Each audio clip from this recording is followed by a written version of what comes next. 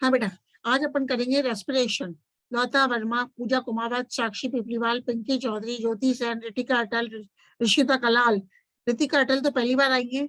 सृष्टि गोयल, अंजलि जलवानिया, संध्या, साक्षी यादव, निकिता अंजना, खुशबू, प्रतिभा शर्मा। ठीक है, अब अपन करेंगे, मैं शेयर कर रही हूँ आपके साथ, रेस्पिरेशन करेंगे आज। इसको क्या कर रहे हैं? रेस्पिरेशन। तो सजी अपन क्या कर रहे हैं? श्वसन। तो सभी सजीवों को अपनी उपापचय अथवा जैविक क्रियाओं के संचालन हेतु ऊर्जा की आवश्यकता होती है। पृथ्वी पर ऊर्जा का स्रोत सूर्य की विकिरण ऊर्जा है, जिसे पादप जटिल कार्बनिक पदार्थों के रूप में संचित करते हैं। इन कार्बनिक पदार्थों का निर्माण प्रकाश संश्लेषण फोटोसिंथेसिस क्रिया द्वारा होता है। तो कार्बनिक पदार्थों में ऊर्जा का संचयन रासायनिक ऊर्जा के रूप में होता है, जो इन पदार्थों के ऑक्सीकरण ऑक्सीडेशन पर मुक्त होती है। इन जटिल कार्बनिक पदार्थों का ऑक्सीकरण विभिन्न रासायनिक क्रियाओं की एक श्रृंखला में होता है तथा श्रृंखला के विभिन्न चरणों में ऊर्जा मुक्त होती है। इस प्रकार विमुक्त ऊर्जा को पादप या सजीव अपनी जैविक क्रियाओं में प्रयुक्त करते हैं। इस प्रकार जटिल कार्बनिक पदार्थों के ऑक्सीकरण के फलस्वरूप ऊर्जा विमुक्त होने की प्रक्रिया श्वसन रेस्पिरेशन कहलाती है। तो रेस्पिरेशन श्वसन एक जैविक क्रिया है जो सभी जीवित कोशिकाओं में होती है। पादप के वृद्धि क्षेत्रों जैसे पुष्प कलिका, पुष्पकलिका, कायिक कलिका, कायिक कलिका, अंकुरित बीजों, मूल व प्ररोह शीर्ष में श्वसन क्रिया तेज होती है। तो पूर्व में श्वास लेने की क्रिया को श्वसन माना जाता था, परंतु अब इसे कोशिकीय स्तर पर संपन्न होने वाली प्रक्रिया माना जाता है। तो सामान्य परिस्थितियों में श्वसन क्रिया में ऑक्सीजन उपभोग तथा कार्बन डाइऑक्साइड की विमुक्ति होती है, परंतु ये आवश्यक नहीं है कि श्वसन क्रिया में ऑक्सीजन का उपभोग हो, अर्थात ऑक्सीजन के अभाव में भी श्वसन क्रिया होती है। तो अनेक अनोक्सी जीवाणुओं में ऑक्सीजन के अभाव में श्वसन क्रिया निरंतर जारी रहती है। तो अपन किसकी बात कर रहे हैं? अपन बात कर रहे हैं रेस्पिरेशन की आज। ठीक है, 17 जने आ गए। ठीक है, तो अपन क्या बताए थे कि सामान्य परिस्थितियों में श्वसन क्रिया में ऑक्सीजन उपभोग तथा कार्बन डाइऑक्साइड की विमुक्ति होती है, परंतु ये आवश्यक नहीं है कि श्वसन क्रिया में ऑक्सीजन का उपभोग हो, अर्थात ऑक्सीजन के अभाव में भी श्वसन क्रिया होती है। अनेक अनोक्सी जीवाणुओं में ऑक्सीजन के अभाव में श्वसन क्रिया निरंतर जारी रहती है। इस प्रकार ये कहा जा सकता है कि ऑक्सीजन की उपस्थिति अथवा अनुपस्थिति में जटिल कार्बनिक पदार्थों के ऑक्सीकरण द्वारा ऊर्जा की विमुक्ति को श्वसन कहते हैं। तो श्वसन क्रिया में मुख्य रूप से ग्लूकोज का ऑक्सीकरण होता है, जिसके फलस्वरूप कार्बन डाइऑक्साइड का विमोचन तथा रासायनिक ऊर्जा केमिकल ऊर्जा का काइनेटिक एनर्जी गतिज ऊर्जा में रूपांतरण होता है। इस ऊर्जा का कोशिका में एटीपी के रूप में संचयन होता है। तो श्वसन क्रिया को निम्न समीकरण द्वारा निरूपित किया जाता है। C6H12O6 plus 6 molecules of oxygen gives rise to 6 molecules of carbon dioxide, 6H2O plus 686 kilocalories of energy। परंतु ऑक्सीजन ग्लूकोज से सीधी अभिक्रिया नहीं करती है, इसके लिए जल अणुओं की आवश्यकता होती है। इस प्रकार समग्र क्रिया को निम्न प्रकार दर्शाया जाता है। C6H12O6 plus 6H2O plus 6O2 is equal to 6 molecules of carbon dioxide plus 12H2O plus energy। तो वास्तव में श्वसन की क्रिया इतनी सहज व सरल नहीं है जैसा कि उपयुक्त समीकरण से प्रतीत होता है। यह एक जटिल क्रिया है जिसमें अनेक माध्यमिक उत्पाद बनते हैं तथा प्रत्येक क्रिया एक विशिष्ट एंजाइम की उपस्थिति में संपन्न होती है। तो श्वसन क्रिया में निम्न प्रमुख घटनाएं संपन्न होती हैं। पहला है ऑक्सीजन का ग्रहण करना, दूसरा है जटिल कार्बनिक पदार्थों कार्बोहाइड्रेट का ऑक्सीकरण द्वारा सरल पदार्थों कार्बन डाइऑक्साइड प्लस वाटर में परिवर्तन। अब तीसरा है कि ऑक्सीकरण के फलस्वरूप ऑक्सीडेशन के फलस्वरूप ऊर्जा का विमुक्त होना तथा एटीपी के रूप में संचयन। एटीपी के रूप में संचयन, तो इस क्रिया के दौरान अनेक मध्यवर्ती यौगिकों इंटरमीडिएट कंपाउंड्स का निर्माण होता है जो उपापचय में महत्वपूर्ण होते हैं। तो इस क्रिया में उत्पन्न कार्बन डाइऑक्साइड की विमुक्ति तथा जल का कोशिकी घटक बनना और इस प्रक्रिया के फलस्वरूप पादप के शुष्क भाग में कमी होना। इस प्रकार प्रकाश संश्लेषण तथा श्वसन दो विपरीत क्रियाएं हैं। प्रकाश संश्लेषण फोटोसिंथेसिस में कार्बन डाइऑक्साइड का अवशोषण, कार्बनिक पदार्थों का संश्लेषण तथा ऑक्सीजन का विमोचन होता है। इसके विपरीत श्वसन में रेस्पिरेशन में ऑक्सीजन का अवशोषण, कार्बनिक पदार्थों का ऑक्सीकरण तथा कार्बन डाइऑक्साइड का विमोचन होता है। अतः प्रकाश संश्लेषण प्रकाश संश्लेषण एक मेटाबॉलिक क्रिया है, जबकि रेस्पिरेशन एक कैटाबॉलिक अपचयी क्रिया है। इन दोनों क्रियाओं में प्रमुख अंतर निम्न प्रकार हैं। तो अपन देख रहे हैं रेस्पिरेशन व फोटोसिंथेसिस में अंतर क्या है। पहला अंतर है रेस्पिरेशन कैटाबॉलिक क्रिया है जिसमें जटिल कार्बनिक पदार्थों का ऑक्सीकरण सरल पदार्थों में होता है, जबकि प्रकाश संश्लेषण फोटोसिंथेसिस ये एनाबॉलिक क्रिया है, उपचयी क्रिया है। यह एनाबॉलिक क्रिया है जिसमें सरल अकार्बनिक पदार्थों से जटिल कार्बनिक पदार्थों का संश्लेषण होता है। सेकंड है रेस्पिरेशन। यह क्रिया रेस्पिरेशन प्रकाश की उपस्थिति व अनुपस्थिति दोनों में होती है, जबकि फोटोसिंथेसिस की क्रिया केवल प्रकाश की उपस्थिति में ही होती है। इसी प्रकार रेस्पिरेशन की क्रिया सभी जीवित कोशिकाओं में होती है, जबकि फोटोसिंथेसिस की क्रिया केवल क्लोरोफिल युक्त कोशिकाओं में ही होती है।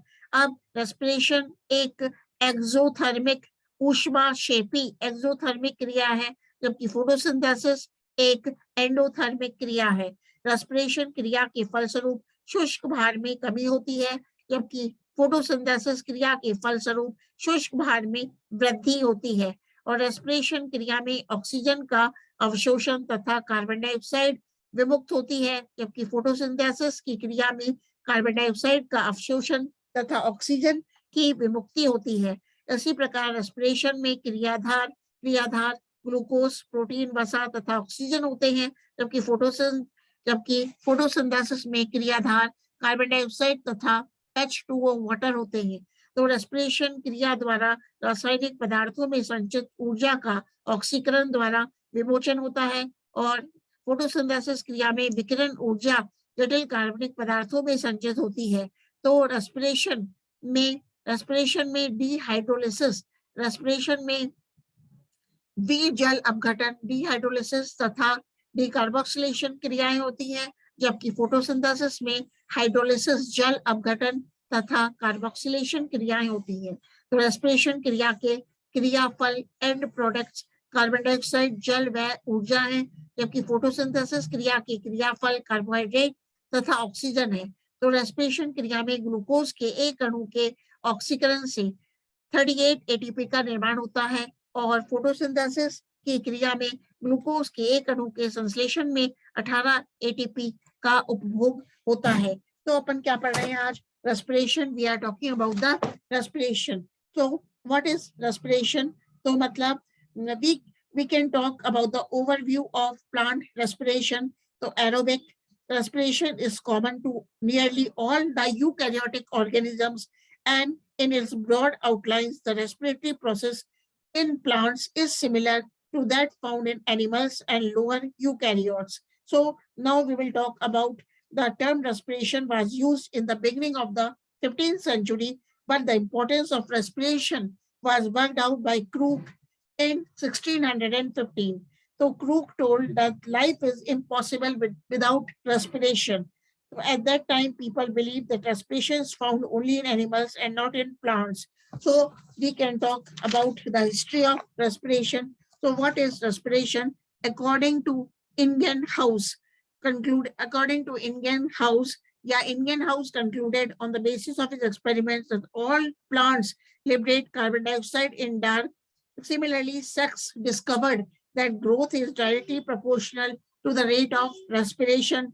He also told that the exchange of gases is related with two main processes, of which one is now called photosynthesis and the other is called as respiration. So Pasteur studied the fermentation by yeast cells and demonstrated that alcohol is formed as a result of fermentation and anaerobic respiration. So we can say that Beck also confirmed that plant extracts can oxidize phenols in presence of oxygen, and Hackett called respiration life with air.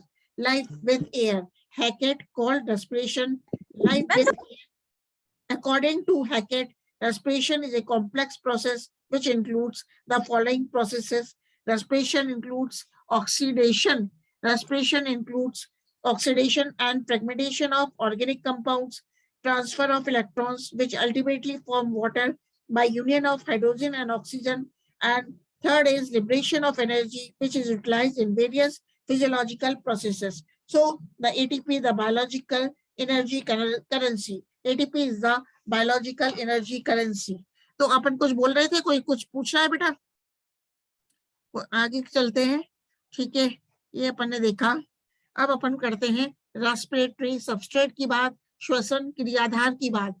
तो श्वसन क्रिया में जिन जटिल कार्बनिक पदार्थों के ऑक्सीकरण द्वारा ऊर्जा विमुक्त होती है उन्हें रेस्पिरेटरी सबस्ट्रेट्स कहते हैं, उन्हें श्वसन क्रियाधार कहते हैं। तो कोशिकाओं में उपस्थित कार्बोहाइड्रेट्स, वसा, फैट्स, ऑर्गेनिक एसिड्स तथा प्रोटीन क्रियाधार के रूप में प्रयुक्त हो सकते हैं। बात करते हैं सबसे पहले कार्बोहाइड्रेट्स। तो अधिकतर पादपों में कार्बोहाइड्रेट्स मुख्य श्वसन क्रियाधार के रूप में प्रयुक्त होते हैं। तो कार्बोहाइड्रेट्स की बात कर रहे हैं, तो अधिकतर पादपों में कार्बोहाइड्रेट्स मुख्य श्वसन क्रियाधार के रूप में प्रयुक्त होते हैं। इनमें प्रमुख रूप से स्टार्च, इनोलिन, सुक्रोज, ग्लूकोज तथा फ्रक्टोज है। तो जटिल कार्बोहाइड्रेट्स का सर्वप्रथम हेक्सोज शर्करा में अपघटन होता है, हाइड्रोलिसिस होता है, तथा हेक्सोज शर्करा श्वसन आधार के रूप में प्रयुक्त किए जाते हैं। तो आप ये देख रहे हो, स्टार्च या अन्य पॉलीसेकेराइड्स किसमें कन्वर्ट हो जाते हैं? डाइसेकेराइड्स में, फिर डाइसेकेराइड्स मोनोसेकेराइड्स में कन्वर्ट हो जाते हैं, और मोनोसेकेराइड्स क्या है? हेक्सोज हैं। तो पादप के विभिन्न भागों में कार्बोहाइड्रेट्स की आपूर्ति प्रकाश संश्लेषी भागों, पत्तियों से स्थानांतरण द्वारा होती है। अब बात करते हैं फैट्स। तो ये केवल वसा ऊतकों तथा बीजों में श्वसन आधार का कार्य करते हैं। बीज अंकुरन के समय वसा का कार्बोहाइड्रेट में परिवर्तन होता है। तो सर्वप्रथम इनका ग्लिसरॉल तथा फैटी एसिड्स में अपघटन होता है। ग्लिसरॉल का ग्लिसरॉल्डिहाइड में रूपांतरण होता है, जो ग्लाइकोलिसिस में प्रवेश करता है। तो वसा अम्लों के बीटा ऑक्सीडेशन द्वारा एसिटाइल कोएंजाइम ए का निर्माण होता है, जो क्रब चक्र में प्रवेश करता है। तो ये देख लो बेटा, वसा है। वसा किसमें है? एक तो है वसा अम्ल, एक है ग्लिसरॉल। तो वसा अम्ल का बीटा ऑक्सीकरण होता है, तो एसिटाइल कोएंजाइम ए का निर्माण होता है। और ग्लिसरॉल किसमें कन्वर्ट हो रहा है? अल्फा ग्लिसरोफॉस्फेट में, और अल्फा ग्लिसरोफॉस्फेट ग्लिसरॉल्डिहाइड फॉस्फेट में रूपांतरित हो जाता है। अब अपन बात करते हैं कार्बनिक अम्ल, ऑर्गेनिक एसिड्स। तो ऑर्गेनिक एसिड्स, तो क्रॉस्युलेशन पादपों में कार्बनिक अम्ल श्वसन आधार का कार्य करते हैं। इनका निर्माण कार्बोहाइड्रेट के ऑक्सीकरण से होता है। तो अपन देखते हैं C6H12O6 plus oxygen gives rise to the malic acid C4H6O5, और मैलिक एसिड से फिर ये और C6H12O6 ऑक्सीजन की प्रेजेंस में क्या देता है? सिट्रिक एसिड का भी निर्माण कर रहा है। तो अब अपन देख रहे हैं प्रोटीन।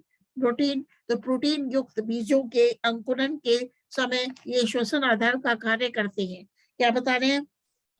प्रोटीन युक्त बीजों के अंकुरन के समय ये श्वसन आधार का कार्य करते हैं। प्रोटीन का सर्वप्रथम अमीनो अम्लों में अपघटन होता है तथा अमीनो एसिड्स के डीएमिनेशन अम्लीकरण से कार्बनिक अम्लों का निर्माण होता है जो क्रब चक्र में प्रवेश करते हैं।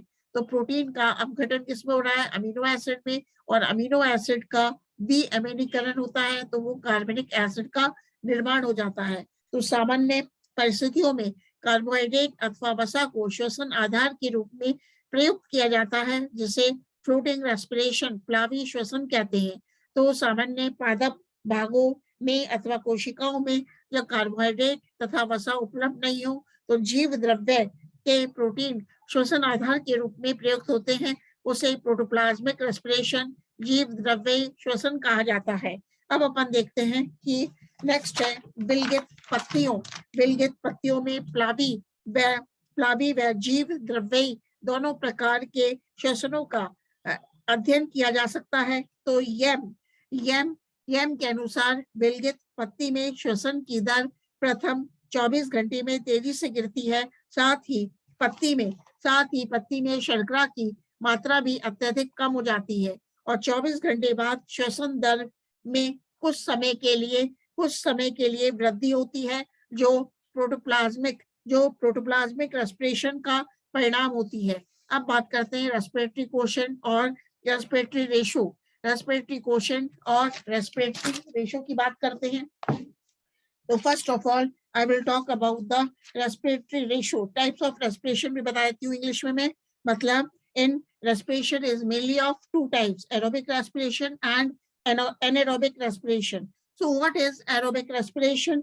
So respiration occurring in the presence of oxygen is called aerobic respiration. What is aerobic respiration? Respiration occurring in the presence of oxygen is called aerobic respiration, and in most of the plants usually aerobic respiration is found, which is stopped in the absence of oxygen. So during aerobic respiration, the foodstuffs like carbohydrates, fats, and proteins are completely oxidized into carbon dioxide and water. A large amount of energy is released. Now, what is anaerobic respiration? So, respiration occurring in absence of oxygen is called anaerobic respiration. During anaerobic respiration, the foodstuffs are incompletely oxidized, resulting in the formation of alcohol and carbon dioxide. So, we can talk about the differences between aerobic and anaerobic respiration. So aerobic respiration occurs in all the living cells of higher plants, whereas the anaerobic respiration occurs in bacteria, certain fungi, germinating seeds, and fleshy fruits. And the aerobic respiration requires oxygen, whereas the anaerobic respiration, oxygen is not required. In aerobic respiration, the end products are carbon dioxide and water, whereas in anaerobic respiration, the end products are alcohol and carbon dioxide. In aerobic respiration, the oxidation of one molecule of glucose yields 38 ATP molecules, whereas in anaerobic respiration, the number of ATP molecules produced is only 2. And in aerobic respiration, all the reaction except glycolysis take place inside mitochondria, and in anaerobic respiration, all the reactions take place in cytoplasm. So aerobic respiration is not toxic to plants, whereas the anaerobic respiration is toxic to higher plants. Now we talk about the respiratory quotient. इसके बारे में मैं share कर रही हूँ। क्या है respiratory quotient and और respiratory ratio? तो श्वसन क्रिया में विभिन्न कार्बनिक पदार्थों का ऑक्सीकरण होता है, जिसके लिए ऑक्सीजन का अवशोषण होता है तथा ऑक्सीडेशन के फलस्वरूप कार्बन डाइऑक्साइड का विमोचन होता है। इन दोनों गैसों के श्वसन क्रिया में पारस्परिक अनुपात को श्वसन गुणांक रेस्पिरेटरी क्वोशिएंट कहते हैं। तो निश्चित ताप व दाब पर एक निश्चित बाहर वाले ऊतक से इकाई समय में विमुक्त कार्बन डाइऑक्साइड तथा अवशोषित ऑक्सीजन के अनुपात को रेस्पिरेटरी क्वोशिएंट कहते हैं। तो अपन देख रहे हैं रेस्पिरेटरी क्वोशिएंट से मतलब क्या है। Respiratory quotient is equal to विमुक्त कार्बन डाइऑक्साइड का आयतन डिवाइडेड बाय अवशोषित ऑक्सीजन का आयतन, मतलब carbon dioxide divided by oxygen. This is the respiratory quotient. श्वसन गुणांक किसके इक्विवेलेंट होता है? विमुक्त कार्बन डाइऑक्साइड का आयतन डिवाइडेड बाय अवशोषित ऑक्सीजन का आयतन। तो श्वसन गुणांक मतलब रेस्पिरेटरी कोशेंट का मान। रेस्पिरेटरी कोशेंट का मान श्वसन आधार की प्रकृति अथवा श्वसन आधार में उपस्थित ऑक्सीजन की मात्रा तथा उसके ऑक्सीकृत होने के स्तर पर निर्भर करती है। तो रेस्पिरेटरी कोशेंट का मान एक इकाई होता है, परंतु श्वसन आधार के ऑक्सीकरण अपचयन स्तर के अनुसार इसका मान भिन्न अर्थात एक से कम अथवा अधिक हो सकता है। तो रेस्पिरेटरी कोशेंट का मान श्वसन क्रिया में प्रयुक्त श्वसन आधार तथा श्वसन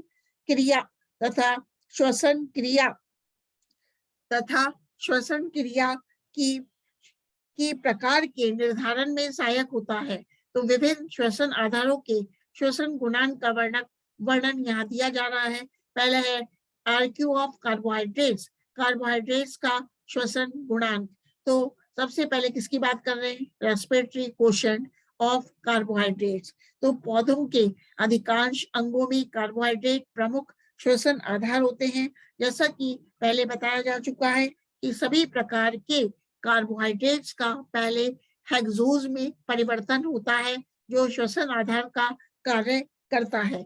तो हेक्सोज शर्करा ग्लूकोज के पूर्ण ऑक्सीकृत होने पर अवशोषित ऑक्सीजन की मात्रा विमुक्त कार्बन डाइऑक्साइड के समान होती है। इसलिए रेस्पिरेटरी कोशेंट हमेशा एक अथवा इकाई होता है। तो अपन बात कर रहे हैं C6H12O6 plus 6 molecules of oxygen gives rise to 6 molecules of carbon dioxide plus 6 molecules of water. तो रेस्पिरेटरी कोशेंट ऑफ कार्बोहाइड्रेट्स कितना है? Carbon dioxide divided by oxygen. 6 molecules of carbon dioxide divided by 6 molecules of oxygen is equal to 1. तो carbohydrate के लिए श्वसन गुणांक का मान सैद्धांतिक रूप से 1 होता है, परंतु व्यवहार में यह कम या अधिक भी हो सकता है। अपन देख रहे हैं रेस्पिरेटरी कोशेंट ऑफ कार्बोहाइड्रेट्स। तो कार्बोहाइड्रेट के लिए रेस्पिरेटरी कोशेंट का मान 1 होता है, परंतु व्यवहार में यह कम या अधिक भी हो सकता है। और कम ऑक्सीजन उपलब्धता पर वायवीय श्वसन के साथ साथ अवायवीय श्वसन भी होने लगता है, जिसके फलस्वरूप अवशोषित ऑक्सीजन की तुलना में विमुक्त कार्बन डाइऑक्साइड का आयतन अधिक होता है। इस प्रकार श्वसन गुणांक रेस्पिरेटरी कोशेंट का मान 1 से अधिक हो जाता है। इसके विपरीत या इसके अतिरिक्त निम्न परिस्थितियों में रेस्पिरेटरी कोशेंट का मान कार्बोहाइड्रेट श्वसन आधार होते हुए भी 1 से कम हो सकता है। यदि कार्बोहाइड्रेट का पूर्ण ऑक्सीकरण न हो पाए, यदि श्वसन में विमुक्त कार्बन डाइऑक्साइड का उपयोग कोशिकाओं द्वारा अन्य उपापचयी क्रियाओं में कर लिया जाए। और तीसरा है यदि अवशोषित ऑक्सीजन का उपयोग पूर्ण रूप से श्वसन में न होकर कुछ मात्रा का किसी अन्य कार्य में उपयोग कर लिया जाए। नेक्स्ट है रेस्पिरेटरी कोशेंट ऑफ फैट्स। तो रेस्पिरेटरी कोशेंट ऑफ फैट्स है वसा का श्वसन गुणांक। तो वसा प्रमुख रूप से तेलीय बीजों में संग्रहित होते हैं, जो बीजों के अंकुरण के समय श्वसन आधार का कार्य करते हैं। तो वसाओं में कार्बन की तुलना में ऑक्सीजन का अनुपात कार्बोहाइड्रेट की तुलना में कम होता है, तो इसलिए इनके पूर्ण ऑक्सीकरण में अधिक ऑक्सीजन की आवश्यकता होती है। इसके अतिरिक्त वसाओं का ऑक्सीकरण सीधे ही नहीं होकर पहले इनका अपघटन वसा अम्लों व ग्लिसरॉल में होता है तथा इस प्रक्रिया में कुछ ऑक्सीजन का उपभोग होता है। इन कारणों से वसा का श्वसन गुणांक रेस्पिरेटरी कोशेंट 1 से कम होता है। वसाओं के ऑक्सीकरण में कार्बोहाइड्रेट की तुलना में अधिक कैलोरी ऊर्जा उत्पन्न होती है। तो अपन देखते हैं ओलिक एसिड, ये है C18H34O2 ओलिक एसिड है ना, ओलिक एसिड है। तो oleic acid plus oxygen gives rise to 18 molecules of carbon dioxide plus 17 molecules of water, and oleic acid combines with 25.5 molecules of oxygen. तो रेस्पिरेटरी कोशेंट कितना होगा? 18 molecules of carbon dioxide divided by 25.1। तो oleic acid का जो respiratory quotient है वो 0.7 है। इसी प्रकार ट्राइपामिटीन यह है, ट्राइपामिटीन का जो रेस्पिरेटरी कोशेंट है वो 0.7 है। इसी प्रकार ट्रायोलिन का जो रेस्पिरेटरी कोशेंट है वो भी 0.7 है। तो ट्रायोलीन combines with 80 molecules of oxygen to form 57 molecules of carbon dioxide and 52 molecules of water.